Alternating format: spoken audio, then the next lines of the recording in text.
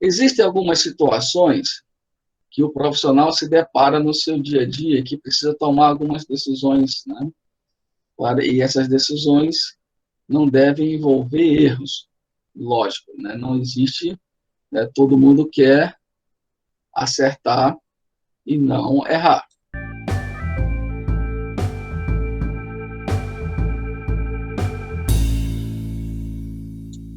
Muito bem, então, mas que situações são essas que aparecem? Nós estamos muito acostumados com valores altos, e valores altos a gente tem uma tendência de achar que quando o valor é maior, que normalmente aquele valor maior significa que aquilo que nos interessa, né, eu posso diagnosticar, eu posso selecionar, eu posso separar com base em um valor maior. Mas nem sempre é assim que a coisa funciona, né? Na estatística, nem sempre um valor maior significa que ele de fato é maior.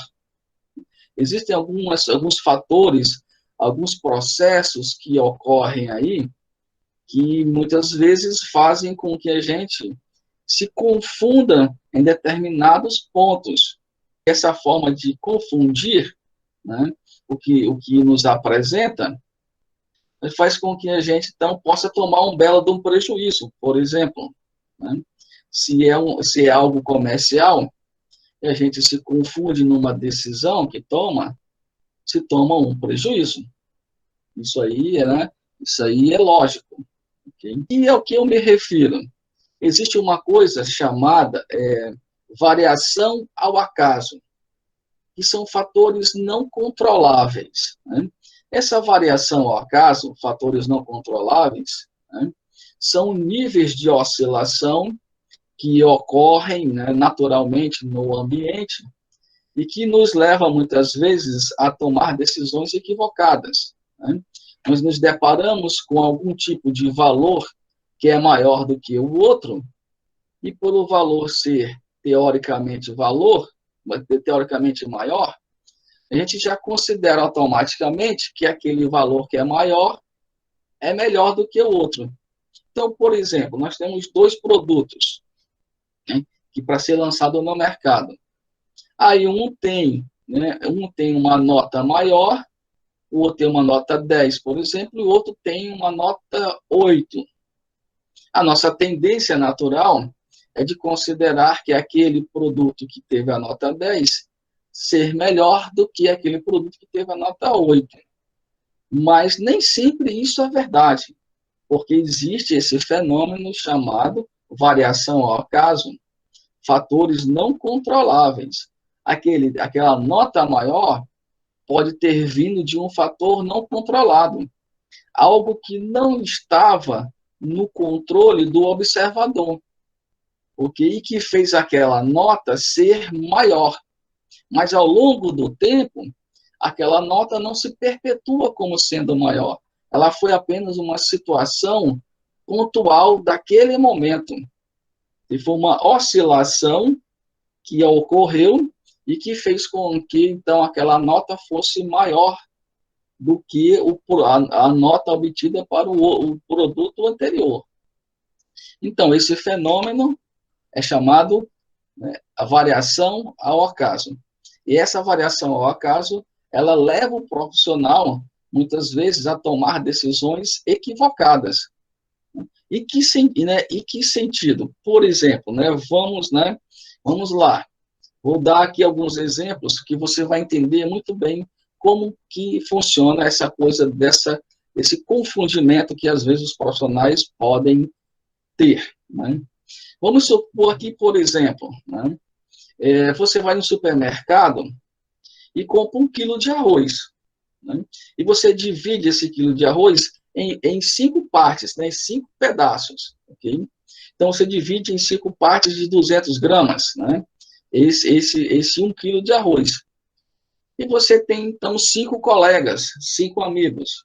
E você distribui cada uma dessas 200 gramas para cada um dos seus 5 amigos, para cada um dos seus 5 colegas.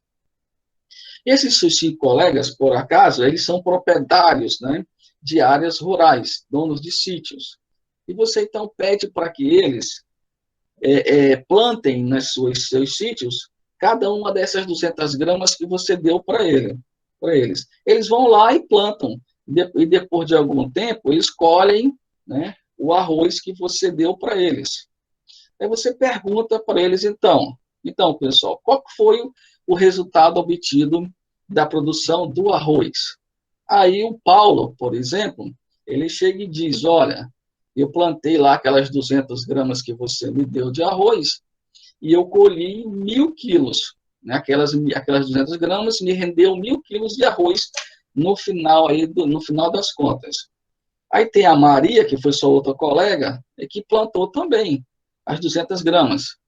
A Maria já diz, olha, eu não colhi 1.500, eu colhi 750 gramas. Ela colhi 750 quilos. Muito bem. Aí tem o Márcio, que é o seu terceiro colega pelo qual você deu as 200 gramas. Aí o Márcio colheu 600 quilos de arroz. Né?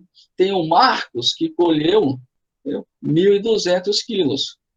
E tem a Paula, que colheu 900 quilos de arroz. Aí você tem, então, uma decisão para tomar. Né?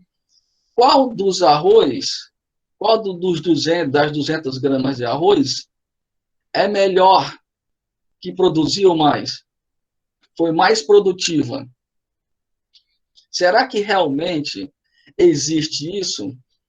Será que algum dos arroz que você deu para os seus 5 colegas, eles têm alguma diferença dos outros demais? Aparentemente teria, porque um deles produziu 1.500 quilos, que foi a maior produção. E teve uma outra que produziu 750, teve um outro que produziu 900, tem um que produziu 600. Mas vamos perceber o seguinte detalhe. Todas as 200 gramas que os seus colegas tiveram, vieram do mesmo lugar. O quilo de arroz que você comprou no supermercado. Logo, essas diferenças de produções que ocorreu nessa situação não são devidas a fatores que condicionam, né, que o que produziu 1.500 quilos, produziu 1.500 quilos porque era um arroz mais produtivo do que os outros. Foi simplesmente essas oscilações, esses níveis diferentes de quantidade obtidas, ocorreu pelo exatamente o fenômeno no qual nós estamos discutindo com você aqui, a chamada variação ao acaso. Fatores não controláveis que interferem no processo e que, se a gente não percebe isso, nós podemos cometer um erro decisório, né? Que é o erro que a gente cometeria se dissesse que, né, onde foi produzido 1.500 quilos, seria o melhor de todos.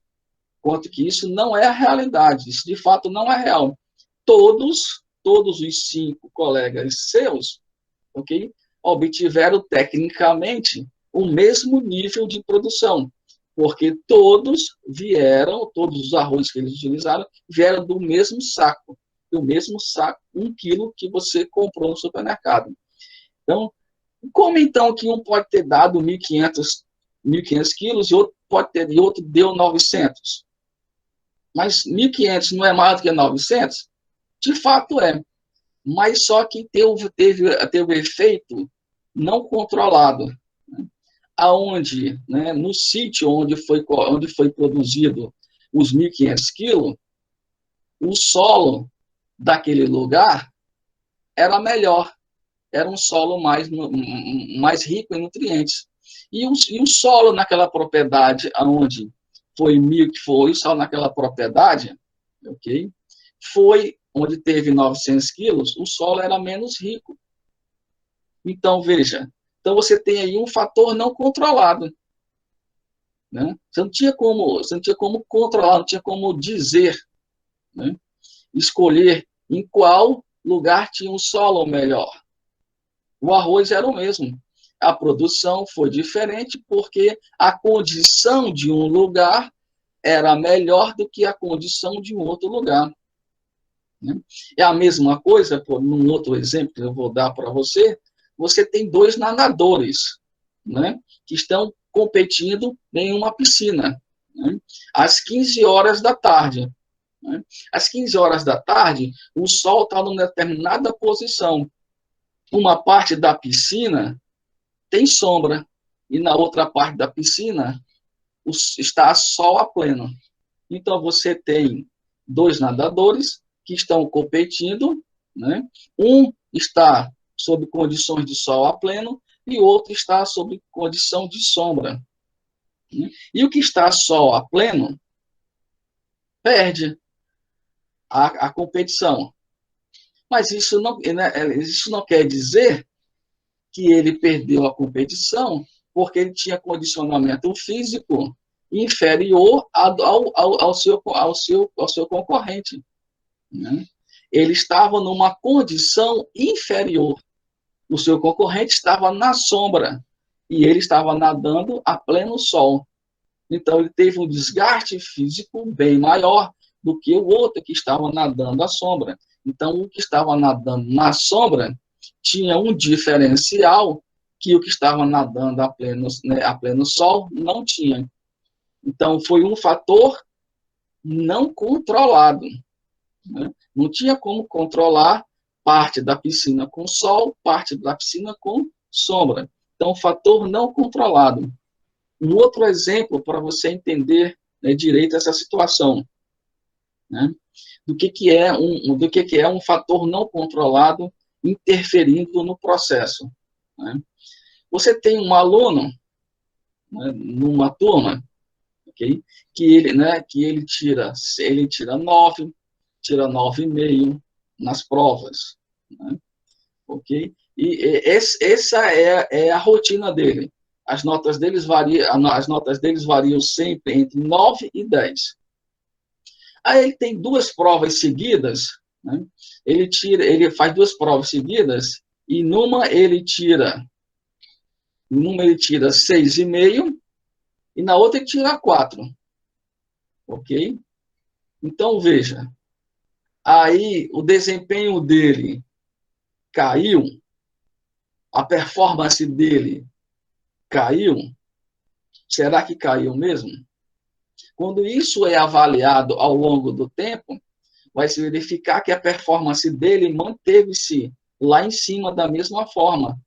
Ele teve duas baixas, okay, provocadas por fatores não controlados. Por exemplo, no dia que ele tirou 6,5 na prova, né, ele tinha uma namorada, né, a prova era de manhã, na véspera, à noite, a véspera da prova, ele teve um desentendimento com a namorada. Esse desentendimento com a namorada teve efeito negativo sobre a concentração dele no dia da prova. Então, a baixa concentração que ele teve no dia da prova influenciou na menor nota que ele tirou. Isso quer dizer que ele não sabia o conteúdo, por isso ele tirou uma nota menor? Não. Ele não conseguia se concentrar o suficiente. Na segunda prova que ele fez, que teve uma nota menor, que foi a 4, né, ele acordou no dia com dor de cabeça e foi fazer a prova. A dor de cabeça influenciou na concentração dele. Ele acabou tirando 4. Aí ele tirou 4 porque ele tinha estudado pouco, não tinha estudado nada para a prova? Não. Ele dominava o conteúdo. Ele dominava tudo. Só que ele teve baixa concentração. Ele teve baixa capacidade de se concentrar porque a dor de cabeça estava interferindo. O que era a dor de cabeça? Um fator não controlável, o que é chamado de variação ao acaso. Então, compreende como esse tipo de situação pode interferir no nosso processo?